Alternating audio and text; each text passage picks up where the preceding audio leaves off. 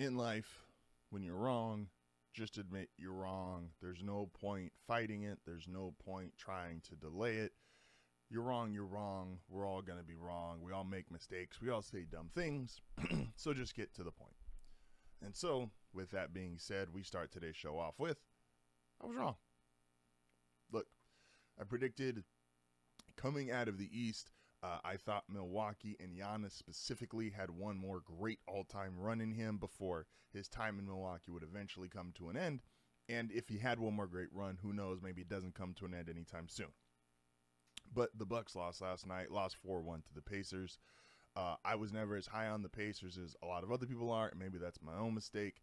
But it was more so this faith in Giannis and what he's able to do as a guy I believe is truly one of the greatest players we've ever seen or will ever see in the game of basketball. But like I said, when you're wrong, just admit you're wrong. And with all that being said, it is time for the Milwaukee Bucks to admit they were wrong. They have an all-time great player in Giannis Antetokounmpo, a guy who is doing stuff that we are just so numb to. Even though he is putting up 30-plus points, he's grabbing 12, 13 rebounds, he's getting you 5, 6 assists, he's playing first-team all-defense, a guy unlike anybody we've ever seen in the history of the sport. And so another thing I have to admit I was wrong on, and to somebody that I have to admit was right, is Tony was 1,000% right. The way the Bucks are constructed, Giannis can dominate all he wants. It just doesn't matter. And that's why the Bucks have to admit they're wrong. You had this all-time legendary player, and to only get one title, I understand I'm the first guy to come in here and say there's a difference between the Kobes, the Kareems, the Magics, the Birds, obviously LeBron, Mike, these guys who get you 3, 4, 5, 6 titles versus the guys who are clearly all-time great players, but don't necessarily have those all-time great pantheon careers because they only get you a title or 2. This is the difference. This is why Steph is so incredible, that he got you 4 titles. That is, if Steph's going to get you 4 and Giannis only gets you 1, even though by anyone just looking at him, you would say, oh, this guy, the big 7-footer who can dribble, play defense at an all-NBA level, can dunk on anyone, can go coast to coast on the court, he should be winning all the titles, and yet Steph has 4 of them. Magic, again, has 5 of them. Kareem, like these guys who are all-time pantheon careers. And so it feels like the Bucks messed up, and they did. What they invested in at the time for Giannis after a 50-point game-winning final series, they just did not do enough around him. And the things they did, now some of that is unfortunate, but guess what? That's the reality of sports. You're always going to have some unfortunate circumstances. And this is why the Bucks have to admit they're wrong. You can't say in the history of the NBA, when you look at the story of it, and you look at the story of Giannis specifically and go, why didn't Giannis win more? It cannot be because Chris Middleton, good player, not great player, because he got hurt. That can't be the reason Giannis only got 1 title. And again, Giannis, now, maybe Giannis will buck the trend. Most people, even myself included now, think Giannis is going to ask out this offseason, and we're going to see how the NBA offseason plays out, depending on where he goes.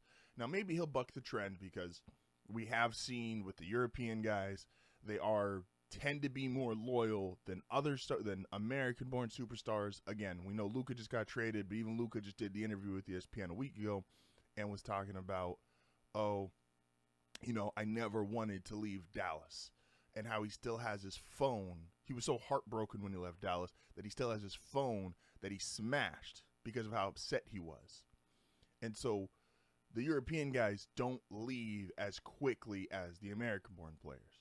But I still think it's time for Giannis to go. It's time for Giannis to be on a team that can compete. I know a lot of people are saying, a team like Houston. People want him in LA, but I don't think that's going to happen. That's just kind of fan fiction. But I would have told you Luka was fan fiction before the season, so who knows? But it is time to go. Because you can't be a guy in Giannis's position. And it feels they keep showing pictures, and it feels the closest I've ever felt to this, of him, how he left the court last night, and how LeBron left the first time in Cleveland. Again, look at Giannis's numbers throughout this series. Giannis was the best player in this series, but it didn't matter. Similar to LeBron was the best series against the Celtics, his first stint in Cleveland, and it didn't matter. Giannis was putting up 30-plus points, 15-plus rebounds. No one could stop him from doing what he wanted to do, and it just didn't matter to the Pacers, who kept hitting threes, were able to neutralize them with their own offense, and being the best player in the series, it felt like if you were playing a pickup game of basketball and you knew you were the best guy on the court, but the other team started with the first 3 picks, and then you just got who's left over. That's what the Bucks feel like. The Bucks don't have any of their first-round picks the next 5 years. The Bucks have 37-year-old Brook Lopez. They have Bobby Portis, nice player, but is definitely a rotational guy. They brought in Kyle Kuzma, which never really made sense. Again, I do admit I was wrong to start this. I was wrong. I thought because of how highly I think of Giannis that he could have carried this team, but believe me, this would have been an all-time carry job. This would have been LeBron in 07 with the Cavs. This would have been how a lot of you, I think unfairly, remember that 09 Lakers team, Kobe carrying them. This would have been take another version of the Cavs that LeBron was carrying in that second stint that we didn't think was quite finals good enough, but he kept getting him there. This would have been an all-time carry job. And it's time for Giannis, and maybe Giannis needs someone in his corner, whether it's his mom or one of his family members or his wife, who's like, hey, this is going to work out for everybody. You're going to get traded. You're going to have a chance to go compete for titles, which you deserve because you're one of the 3 best players in the world. And you're the only player, Giannis, who we're going to have Will on tomorrow. And this is something that Will's been on big about. Giannis might actually be the best player in the league. We just, because of how little we have put on defense now, like Giannis is the only great 2-way player left in the league. In that top 5 that we think of. Like if you're going, Jokic is not a good defender, Luka is not a good defender, Tatum's a good defender, but no one would say he's as good as Giannis. And SGA, again, good defender, no one would say he's anywhere near as good as Giannis. So you have a chance to go be one of the most impactful guys wherever you go in the league.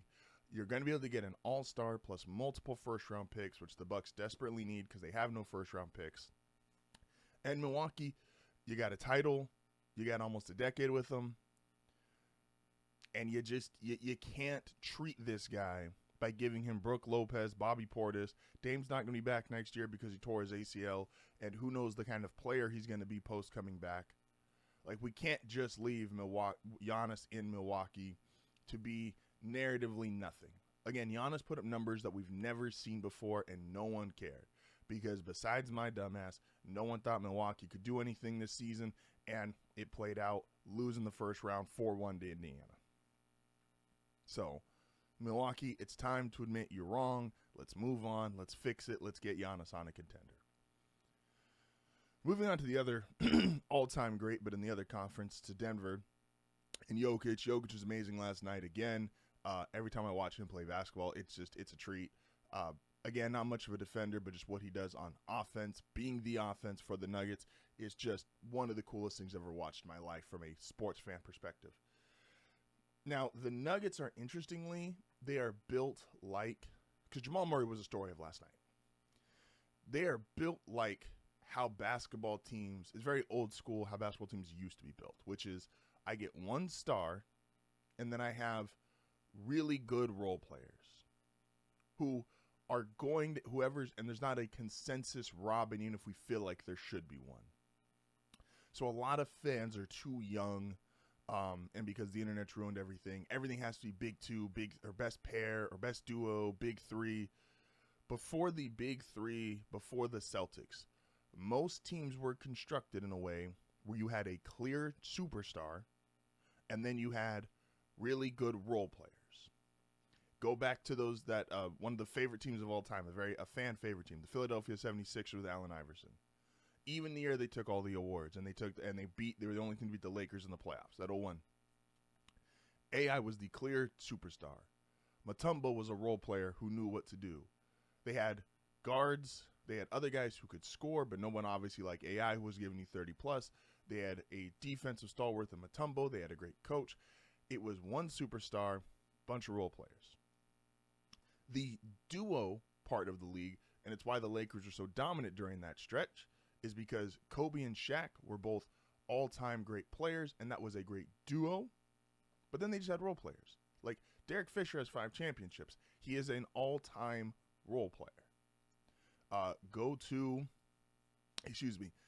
of the, you want to call them a dynasty or not, the Spurs, we kind of grouped them as a big 3 because they had 3 guys who were on the roster for so long and had all that success.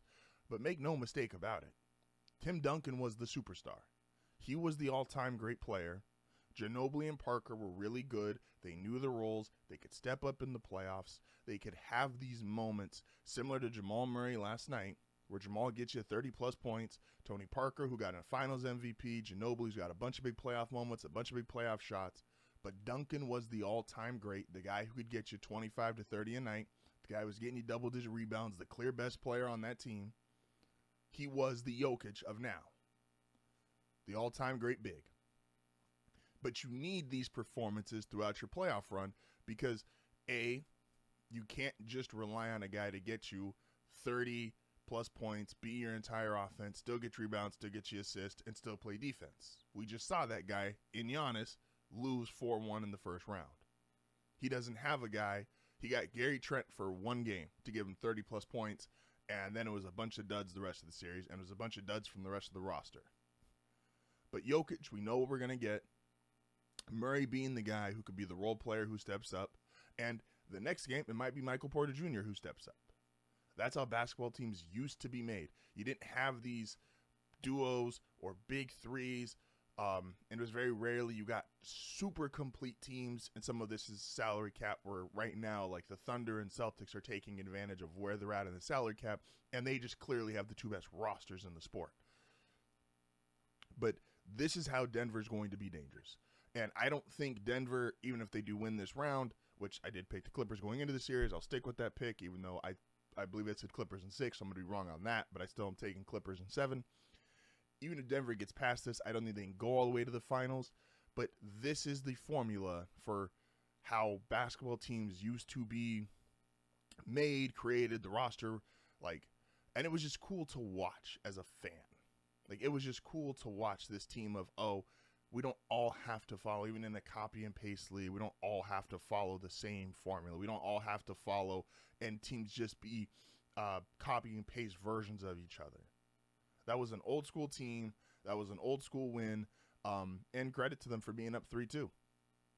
Again, I'm going to stick with the Clippers pick. I'm going to stick with all my picks that I predicted because this just, it is what it is. I made my bracket. I'm going to stay with it. Pick the Clippers. Still think they'll win, but Jokic is an all-time player. We know that. One of the greatest that we're ever going to see. And Jamal Murray is being his all-time role player. It felt very Robert Horry-esque. I know Robert Horry is more defined by shots, but just those playoff moments in general, that's why Jamal Murray got the max contract. It was never because Jamal Murray's never been an all-star in the regular season, but he has multiple playoff moments as well as a title with Jokic, and he's kind of the actual perfect Robin who can just every third or fourth game can get you a performance like last night. And if Denver is going to have a chance to make a deep playoff run, that's what they need.